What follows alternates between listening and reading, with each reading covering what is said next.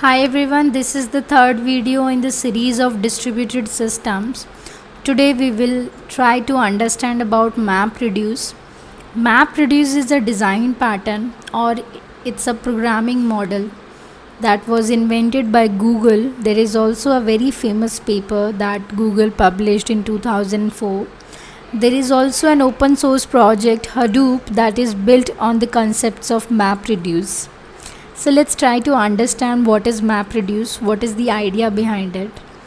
Let's take an example of a file. Let's say we have a very large file, about 100 GBs of integers, and we need to perform a sorting on this file. We want to sort the data or the integers that are there in the file. Now the restriction here is that we have only 1 GB of memory available with us. That means we cannot put the entire file into the memory and perform any normal merging or any normal sorting algorithm. Now the another solution here is to use an external sorting.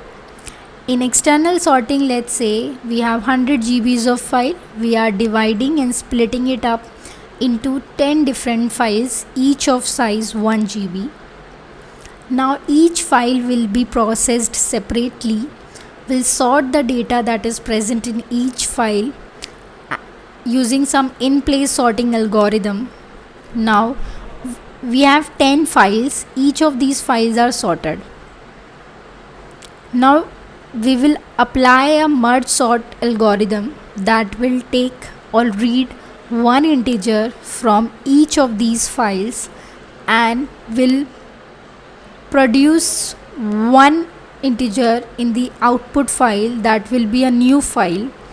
So you can learn more about the merge sort procedure on the internet. It's a very popular sorting algorithm. This way we can sort the entire 100 GBs of data and store it in a separate new file. Now what is the observation here? So the observation here is that here we had a big task. We had a task of sorting 100 GBs of data. Now we couldn't do that in one go. So we split the task into multiple small tasks. We solve each task separately and we get some intermediate results.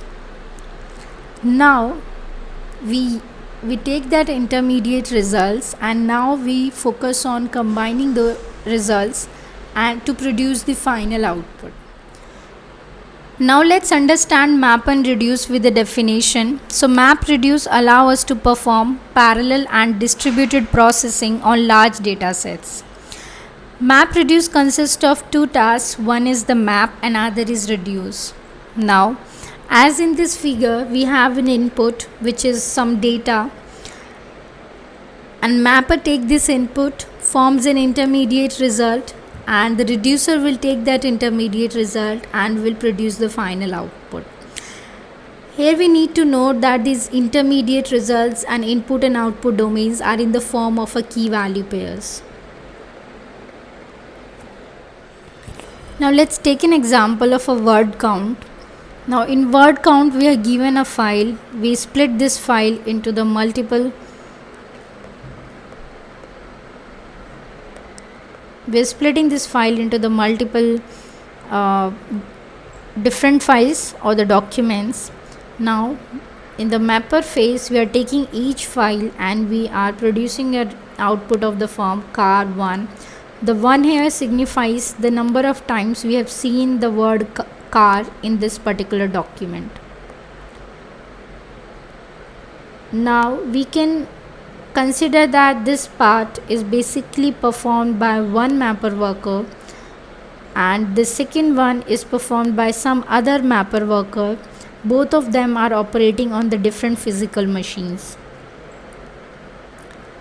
Now each mapper worker will basically take some input and produce some output. Now it is the job of the shuffling that is performed by the mapper reducer library that will take all of these inputs and it will produce the outputs of this form, red 1 and 1. So the shuffling phase will takes these key and values for the key 1 value 1 and the key 1 value 2. Let's say we produce these two keys in the mapping phase, and the shuffling phase will produce an output of the form that will be grouping all the values that are associated with the same key. So the values is going to be the list of v1 and v2. This is going to be the output of shuffling phase, and this is needed for the reducers. Reducers will take this as input and it will perform some operations on this part, on the values. So they can perform any part, any processing. For this word count, it will simply be counting the number of times it has seen this. So for 1 and word, let's say it will be 2, that we see read 2 times in all of the documents. And the reducer will then be printing it out into some local file and then to some final output. It will be a part of the final output. So this is how the word count will work in MapReduce. Now there are 2 advantages of the MapReduce. One is the parallel processing, as we can see here. Now assume that we have hundreds of millions of files and we have a very large amount of data available with us. Then we cannot do all of this on one single machine. So MapReduce enables us to perform the same operation when we are working with a large amount of data. So it enables parallelism. The second advantage of map and reduce is data locality. Data locality is basically the map and reduce is assuming that our file or all of our data is already present in a distributed file system on some servers. And map and reduce, the mapper workers will basically be working on the same servers to avoid fetching of this data from the other servers over a network. So we can understand this with an example. So let's say we have this mapper worker that is running on one machine, and we have our data that is present on some other machine. In that case, when we wanted to perform these mapper operations, we need the data. So to fetch the data, we need to make a network call. Every network call has a cost. So to avoid this scenario, map and reduce works on the concept of bringing the processing units near to the data. So if we have our data on the machine 1, then we'll run the mapper on the same machine so that the mapper process can directly access the data from the local disk, and this will avoid making any network calls, which will basically help us in improving the performance of the entire operation or the job. So who is responsible for assigning all of these mappers and the workers and the data? All of this is basically coordinated by a master node in map and reduce. We can talk about it later in detail in some other video.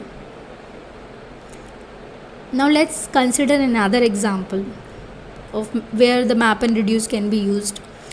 The inverted indexes. This is also one case where Google rewrite their production code to build their inverted indexes based on map and reduce. So let's say we have our documents and the document contents available with us, and let's say we have millions of documents that we want to index. So we take each document will have a unique document name and the document content.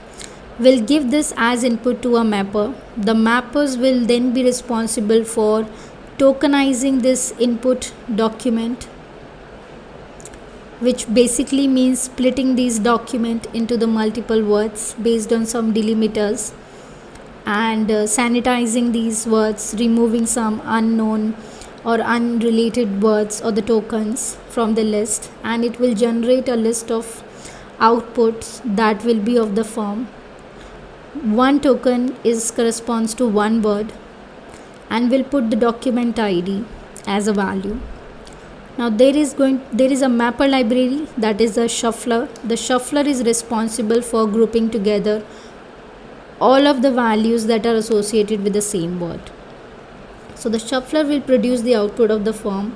For one particular word, it will produce a list of document IDs in which we found that word.